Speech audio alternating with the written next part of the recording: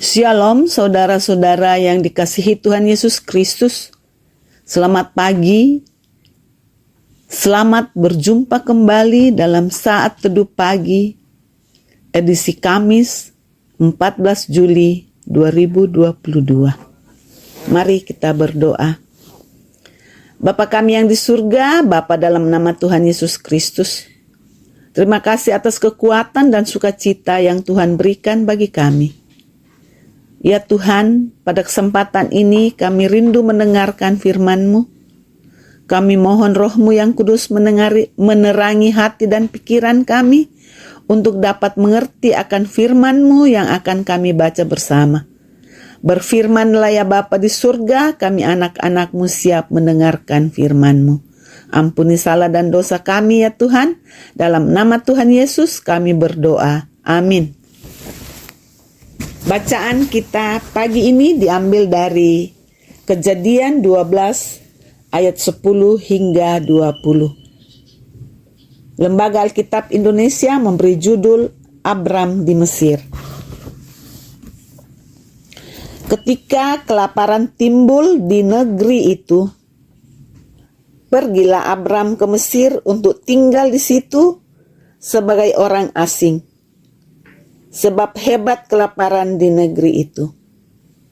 Pada waktu ia akan masuk ke Mesir, berkatalah ia kepada Sarai istrinya, "Memang aku tahu bahwa engkau adalah seorang perempuan yang cantik parasnya. Apabila orang Mesir melihat engkau, mereka akan berkata, itu istrinya. Jadi mereka akan membunuh aku dan membiarkan engkau hidup.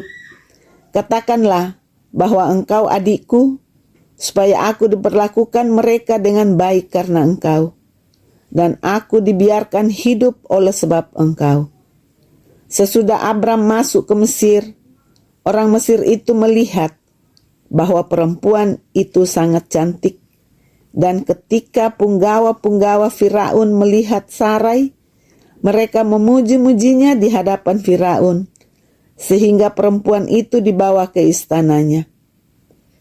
Firaun menyambut Abram dengan baik-baik karena ia mengingini perempuan itu, dan Abram mendapat kambing domba, lembu sapi, keledai jantan, budak laki-laki dan perempuan, keledai betina dan unta.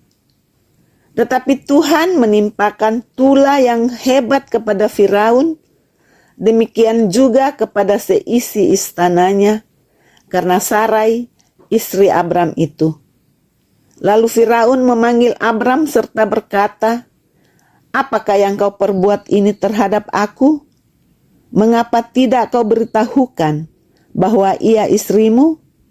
Mengapa engkau katakan dia adikku, sehingga aku mengambilnya menjadi istriku?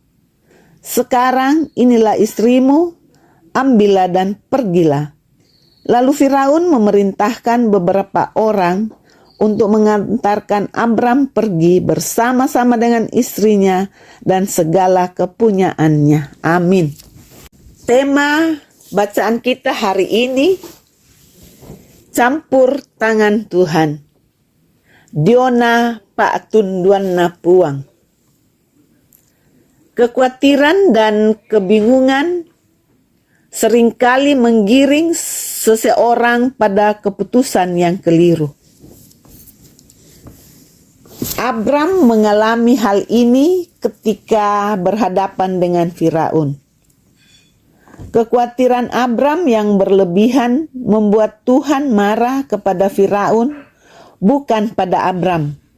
Sehingga dampak dari egoisme Abram mengakibatkan Firaun ditula dengan seisi istananya. Abram lupa pada janji Allah sebelumnya di dalam ayat 3.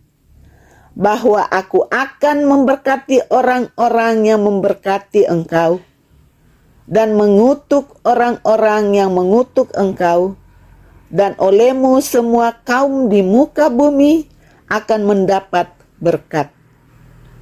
Kekhawatiran dan kebingungan Abram tidak terbukti, sebab Firaun ternyata tidak membunuh Abram ketika tahu bahwa Sara adalah istri Abram. Mengingat hubungannya sebagai suami istri, lantas tidak membuat Allah lupa pada janjinya. Janji Allah ya dan amin.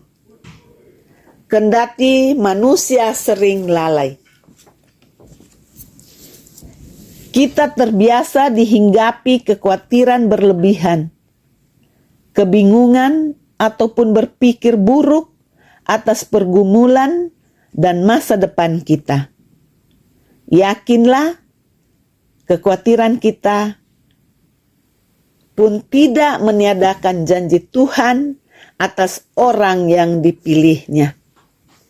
Tujuan Allah yang hendak menjadikan Abram sebagai saluran anugerah tetap dilanjutkan dijaga olehnya.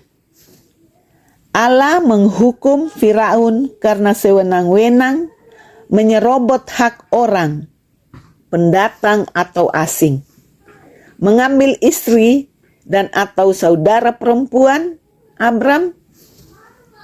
Karena Sara memang saudara tiri beda ibu dari Abram. Kebiasaan Timur Tengah pada saat itu. Namun pada sisi lain Allah dapat menggunakan mulut Firaun untuk menegur Abram agar tetap bersandar dan taat pada janjinya.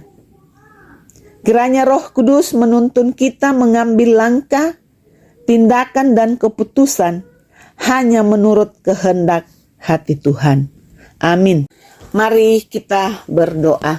Tuhan Yesus, terima kasih atas firman-Mu pagi ini. Kiranya Roh Kudus memampukan kami untuk mengerti dan melakukannya dalam kehidupan kami.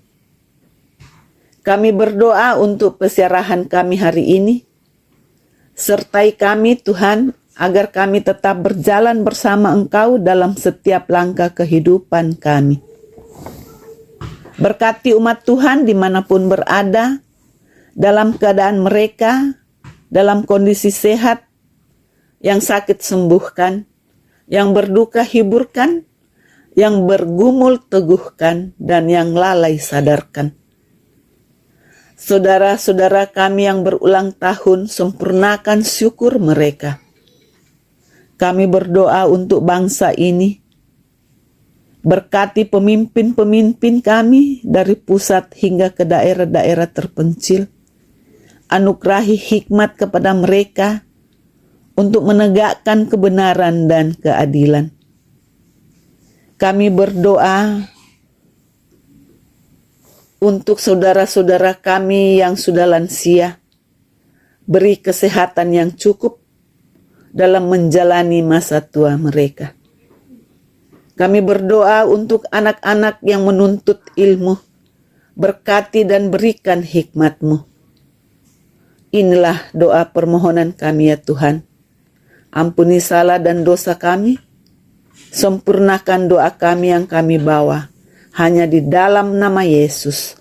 Amin. Demikianlah saat teduh pagi. Sampai bertemu pada saat teduh berikutnya. Tuhan memberkati kita. Amin.